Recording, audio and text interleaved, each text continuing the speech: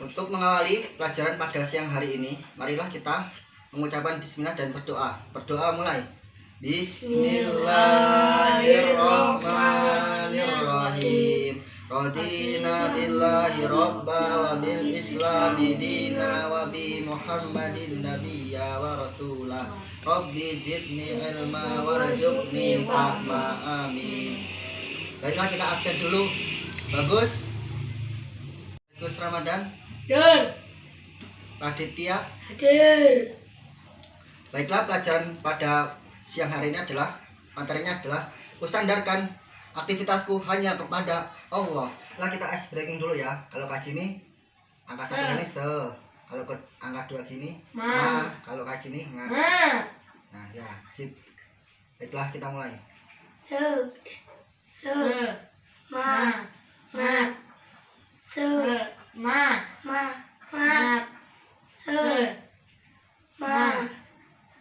Oke, tepuk tangan untuk kita semua.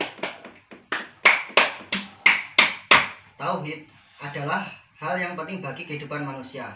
Ibadah dirasa dengan tauhid inilah kita bisa membawa kebahagiaan hakiki di dunia maupun di akhirat. Berasal dari bahasa Arab, yaitu wahada, yuwahidu, tauhidun, yang artinya mengesahkan.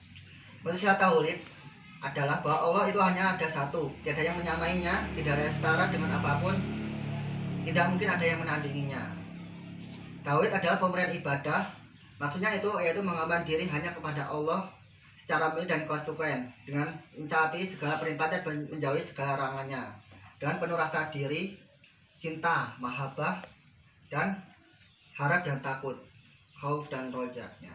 Jadi ibadah itu harus gitu, murni, hanya mengharap ridho Allah semata, dengan istiqomah terus menerus, dengan menaati perintahnya dan menjauhi larangannya, mengerjakan yang wajib tambah dengan yang sunnah, dan menjauhi yang haram.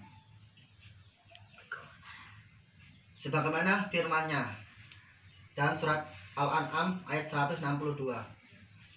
Qul inna sholati wa nusuki wa mahyaya wa mamati lillahi rabbil alamin. Katakanlah, sesungguhnya salatku, ibadahku, hidup dan matiku hanya kepada Allah, Tuhan semesta alam. Adalah syirik. Syirik merupakan perbuatan menyekutukan Allah dengan sesuatu yang lain. Untuk inilah sebenarnya manusia diciptakan Allah. Dan juga misi para rasul dari awal dan akhir hingga Nabi Muhammad itu ada untuk menegakkan tauhid ini.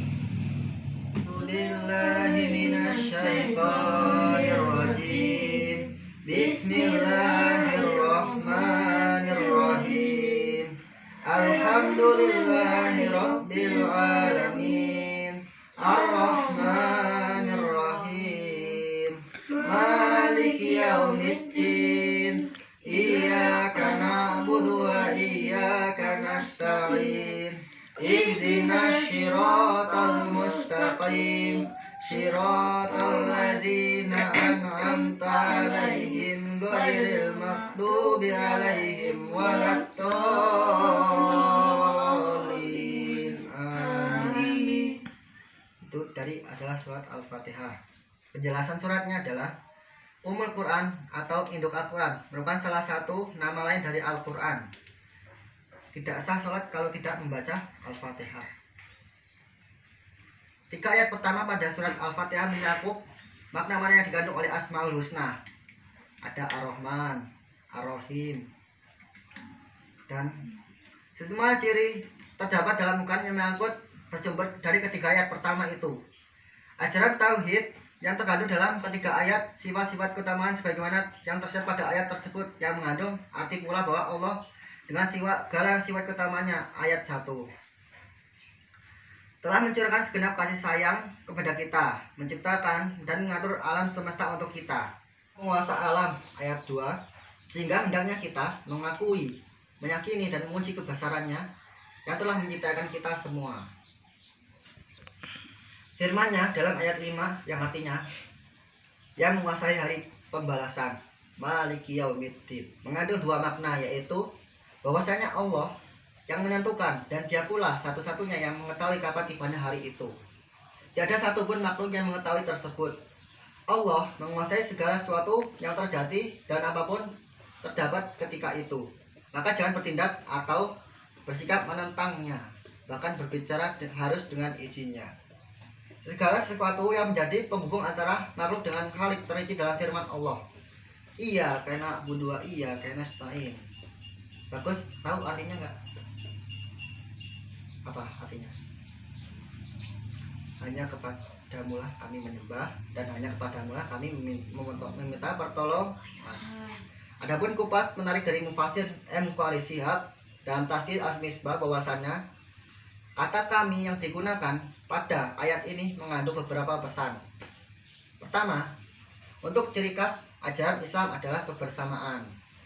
Seorang muslim harus berasa bersama orang lain, tidak sendirian, atau dengan kata lain, muslim harus memiliki kesadaran sosial. Kedua, ibadah hendaknya dilakukan bersama-sama, seperti sholat berjamaah, kan 27 derajat dari sholat sendirian. Karena jika kita melakukan bersama-sama, orang lain yang bersama kita akan menutupi kekurangan kita. Pada ayat 6, ihdinas syiratal mustaqim, mencakup segala yang meliputi makhluk dalam mencapai Allah dan menoleh untuk meraih rahmatnya serta mengesankan selainnya. Sungguh hanya kepadanya kita berharap akan menuntun kita ke arah tujuan yang benar. Jadi kita harus senantiasa meminta hidayah supaya diberi tunjuk, karena manusia ini adalah tepat, salah, dan lupa. Jadi kita harus mohon petunjuknya, selalu mohon petunjuknya. 5 waktu 17 kali kita baca. Jadi kita harus senantiasa An-Nas. Baiklah, kita mari baca bersama-sama ya. Bismillahirrahmanirrahim. Qul a'udzu birabbin nas, malikin nas, ilahin nas, min syarril waswasil khannas, alladzi waswisu fi sudurin nas, minal jinnati wan nas. Ulasan suratnya. Surat An-Nas merupakan salah satu surat yang disebut dalam Al-Mu'awwidzatain, yaitu 2 surat mengandung perlindungan. Surat lainnya yaitu Al-Falaq. Perlindungan yang dimaksud di sini adalah yang utama adalah memohon perlindungan dari iblis dan bala tentaranya, yaitu setan manusia dan setan jin yang sengaja menyertai manusia dengan tanpa putus asa sebagaimana berbagai cara. Keledai Nabi terjatuh, lalu aku mengatakan celakalah setan. Lalu Nabi bersabda, janganlah kamu katakanlah celakalah setan, sebab ia akan semakin besar tumbuhnya, dan mengatakan dengan kekuatanku aku akan mengalahkannya. Namun apabila kamu mengatakan bismillah, maka ia akan mengecil sehingga menjadi sekecil lalat. Hadis ini diriwayatkan oleh Ibnu Ahmad, namun sanadnya bagus. Ajaran tauhid juga telah tersirat dalam isi kandungan surat An-Nas. Ingat penghambaan manusia yang dalam kepada Allah, sebagaimana dijelaskan pada ayat 3, dan mengenal rasa ketidakberdayaan dan menyadari hanya kepada Allah dari semua kejahatan yang dibisikkan setan. Maka sudah sepatutnya bagi kita selalu mohon pertolongan perlindungan hanya kepada Allah. Pula semoga Allah menjadikan kita sebagai hamba-hambanya yang senantiasa meminta pertolongan, perlindungan, dan mengikhlaskan seluruh beribadah hanya kepadanya. Baiklah, kita lanjut sekarang surat Al-Falaq. Mari kita baca bersama-sama. Bismillahirrahmanirrahim. Qul a'udzu birabbil falaq, min syarri ma khalaq, wa min syarri ghasiqin idza waqab, wa min syarri naffatsati fil 'uqad, wa min syarri hasidin idza hasad. Penjelasan ayatnya. Terdapat banyak perbedaan pendapat mengenai arti Al-Falaq. Namun Imam Bukhari dalam sahihnya mengartikan Al-Falaq dengan subuh. Dalam surat ini dijelaskan beberapa kejahatan yang mengintai manusia, yang oleh karenanya itu kita diperintahkan untuk meminta perlindungan kepada Allah, Sang Penguasa alam. Pada ayat 2 yang berarti dan kejahatan makhluknya mengandung pengertian bahwa makhluk Allah baik dari manusia, binatang, atau makhluk lainnya, dengan segala yang dilakukan terkadang menimbulkan bahaya bagi manusia. Selain itu, ada hal yang perlu diwaspadai manusia, yaitu malam dengan segala misteri di dalamnya. Dalam ayat 4 dijelaskan adanya kejahatan sihir yang menggunakan kekuatan setan untuk mengganggu manusia. Bayangkan, alangkah tenang kehidupan kita jika senantiasa menyambungkan seluruh aktivitas kita, kegiatan belajar kita, membantu orang tua kita, bermain dengan berolahraga hanya kepada Allah Subhanahu wa Ta'ala. Dan insya Allah perlindungan Allah akan senantiasa kita rasakan di dekat kita. Baiklah, kita lanjutkan surat Al-Ikhlas ya. Kita baca bareng-bareng lagi. Bismillahirrahmanirrahim.